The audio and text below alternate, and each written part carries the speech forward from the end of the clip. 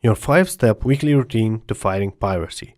Prior to this, make sure you've done that initial scanning. Otherwise, this can get confusing and cluttered. So let's proceed. Step 0, which you'll be doing only once and check occasionally, is to set in place a monitoring system for your products, and there's nothing better and simpler than google.com/alerts. You type in the same keywords you've used for the initial scanning, and each time your content gets indexed by Google, you get an email. You can set this to be as it happens, a daily or a weekly digest. If you get irrelevant results, fine-tune it. Change the keywords, and after a few tweaks, it will be fine on its own.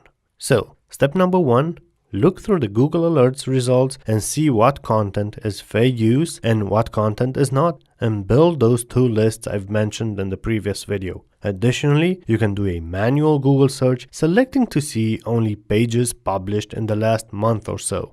Step number 2, send out removal notices using Google's Webmasters tool. Really simple, takes less than 5 minutes since you're sending all the URLs in the same report. Step number 3, start sending out DMCA notices. Again, pretty straightforward and repetitive once you've done a few. A lot of copy-paste work, nothing too complicated, just make sure you have the correct links in the notice. Step number 4, review the links submitted in the previous week and see if the content has been taken down. If yes, delete the link from your spreadsheet or mark it as solved. If no, send another notice. If after 2 weeks still nothing, use the Whois tool, identify their web host, and send them the notice. I had this experience with prefiles.com, which simply ignored my request for close to a month.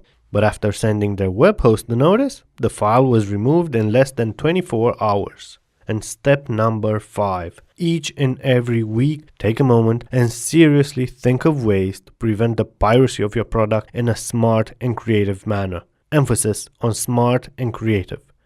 And that's it. You can now decide if you will handle this yourself or if you'll outsource it in case your time is more valuable than being spent on a repetitive copy-paste routine. Or even if it's worth it to outsource the job to a professional business that has automated the entire process. At the end of the day, it's a decision of cost versus time. As I said at the beginning of the course, I aim to give you the know-how to protect your work and the know-how to make the right decision on how you'll do this. I hope you've enjoyed the course.